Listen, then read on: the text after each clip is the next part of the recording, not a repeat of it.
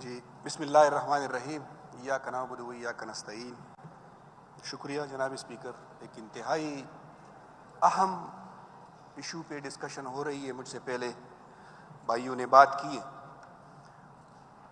جناب اسپیکر، امن و امان ہی کسی ملک کے لیے، کسی معاشرے کے لیے بنیادی ضرورت ہے، اس کے بعد ہی جو ہے باقی چیزیں آتی ہے، کیونکہ ابراہیم علیہ السلام نے سب سے پہلے امن کی دعا کی کہ رب اجعل ھذا البلد آمنا، اس کے بعد معیشت کی، کاروبار کی، سیاست کی، باقی چیزوں کی بات کی تھی۔ لیکن آج انتہائی افسوس کے ساتھ یہ کہنا پڑ رہا ہے کہ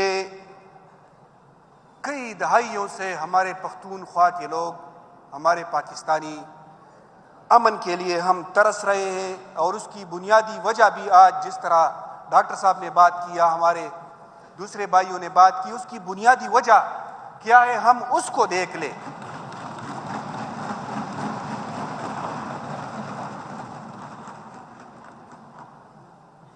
جناب تو ہم جو بنیادی ایشوز ہے کہ امن اس ملک میں قائم کیوں نہیں ہو رہا ہے، کیوں یہاں پر یہ مسئلے دن بدن ہمارے بگڑتے جا رہے ہیں، اس کی کچھ بنیادی وجوہات ہیں۔ جو حقائق ہے ہم اس کو تسلیم ہی نہیں کر رہے ہیں۔ آخر ایک ملک میں جہاں پر لوگ اس امید پہ ووٹ دیتے ہیں کہ وہاں پر ہم ووٹ دے رہے ہیں ایک پولیٹیکل پارٹیز کو، چاہے وہ کوئی بھی ہو، اور اس کی بنیاد پہ جا کے وہاں پہ حکومت بنے گی، وہاں پر فارن پالیسی بنے گی، وہاں پر اس ملک کے بنیادی مسائل ڈسکس ہوں گے، وہاں پر ہی اس ملک کے لیے اور اپنی عوام کے لیے جو ہیں اقدامات اٹھاتے جائیں گے۔ لیکن آج ہم کیا یہ بھول رہے ہیں کہ جو 8 فروری میں اس ملک کے ساتھ ہوا، اس ملک کے عوام کے ساتھ ہوا، میں پچھلے اس داستان میں نہیں جاتا کہ تحریک انصاف کے ساتھ کیا ہوا، پوری دنیا جانتی ہے۔ لیکن اگر آج ہم ان پالیسیوں کو دیکھیں، عمران خان اگر آج جیل میں ہے تو صرف اسی پالیسیوں کے خلاف وہ ڈٹ کے کھڑا ہے کہ خدا کے لیے آئے دیکھ لے، حقائق کو تسلیم کر لے، اس پولیٹیکل انجینئرنگ کو چھوڑ دے۔ یہاں پر آ کے D G S P R صاحب جس طرح پریس کانفرنس کرتے ہیں، اتنے اگریسو موڈ میں، جس طرح یہ پختونخوا میں کوئی پختون نہیں، کوئی عوام نہیں، جیسے کوئی دہشت گرد رہ رہے ہیں۔ تو پھر اگر وہاں پر انصاف نہ ہو، امن کے لیے بنیادی چیز انصاف ہے، برابری ہے، اگر وہاں پر آپ ان چیزوں کو آپ مسخ کریں گے، حقائق کو آپ تسلیم ہی نہیں کریں گے، تو پھر کس طرح امن قائم ہوگا؟ آج ہم یہ فاٹا میں دیکھ لے، ایکس فاٹا میں دیکھ لے، یا اس پورے پختونخوا میں دیکھ لے، جو ہمارے مقتدر ادارے ہیں، انہی پالیسیوں کی وجہ سے اس عوام اور ان میں جو دوریاں بڑھتی جا رہی ہیں، آخر اس کو ہم کس نیج تک لے کے جا رہے ہیں؟ انجام کیا ہوگا اس کا؟ اینڈ کیا ہوگی اس کی؟ کہ آپ بزور بندوق، بزور ڈنڈا جو ہے آپ یہاں پر نظام کو چلا رہے ہیں، کیا اس طرح چل سکے گا؟ وہاں پر آ کے جو ہمارا الیکشن ہو رہا تھا چیف منسٹر صاحب کا، آپ اسی پہ لگے رہے تھے، وہ ہتھ کنڈے استعمال کر رہے تھے کہ ہم ان لوگوں کو توڑ دیں، یہ گروپس میں ڈیوائیڈ کر دیں۔ کیا ان کو یہ نہیں پتا کہ آزمائیوں کو بار بار نہیں آزماتے؟ آپ لوگوں نے تو آزمایا ہے، عمران خان کو آزمایا ہے، تحریک انصاف کو آزمایا ہے۔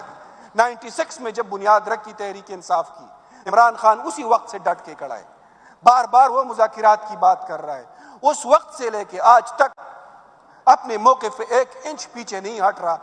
کس وجہ سے؟ پتہ ہے ان کو کہ اس ملک کے معاملات، اس ملک کے مسائل کہاں سے حل ہوں گے۔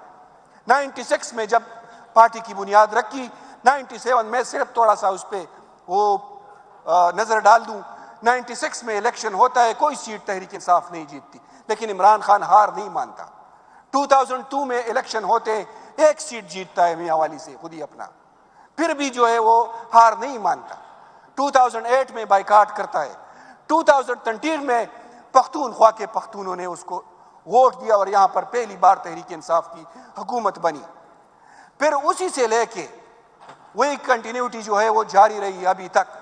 پختونخوا کے لوگ اور پورے پاکستان کے لوگ آج اگر یہ سمجھ رہے ہیں کہ اس ملک کے حل، اس ملک کی نظام میں اگر عمران خان مائنس ہے، آپ یہ سمجھ رہے ہیں کہ وہ مائنس ہوگا اور یہ نظام اس طرح چلتا رہے گا، تو یہ ان کی بھول ہے، ان کی غلط فہمی میں، یہ اس طرح کبھی بھی نہیں چلا سکتے۔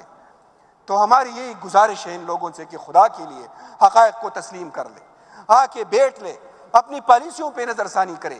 آج ایک پولیٹیکل ورکر کی حیثیت سے اگر ہم سارے یہاں پر بیٹھے ہیں اور ہماری جو فیڈرل گورنمنٹ ہے، ہم یہ نہیں سمجھتے کہ اس ملک کے انہی فیصلوں میں جو فارن پالیسی ہے یا جو دوسری ہماری پالیسیز ہیں، اس میں ہماری پولیٹیشین کا کتنا کردار ہے، کتنی اہمیت ہے ہماری اس ملک کی سیاست میں، اس ملک کے معاملات میں۔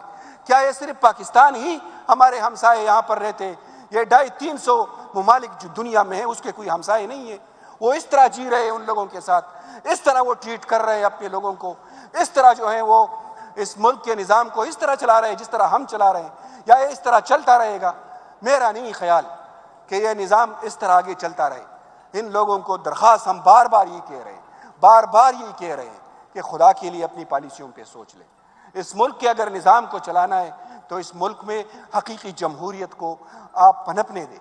آپ کسی بھی ووٹ کو، چاہے وہ کوئی کسی کو بھی دے، آپ اس کو چوری نہ کریں، آپ اس کو بزور بندوق یا بزور ڈنڈا جو ہے آپ اس کو تبدیل نہ کریں۔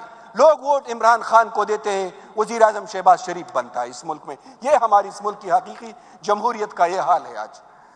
تو یہ کس طرح ہم یہ سمجھ سکتے ہیں کہ یہ نظام چلے گا؟ تو جناب اسپیکر صاحب، میں اپنی بات کو ختم کروں گا، باقی بھی ہمارے بھائی بات کریں گے۔ میں صرف حبیب جالب کی اسی ایک شعر پہ کہ تم نے لوٹا ہے صدیوں ہمارا سکون، اب نہ ہم پر چلے گا تمہارا فسون، چارگر میں تمہیں کس طرح سے کہوں، تم نہیں چارگر کوئی مانے اگر، میں نہیں مانتا، میں نہیں مانتا ایسے دستور کو، ایسے صبح بے نور کو، میں نہیں مانتا، میں نہیں مانتا۔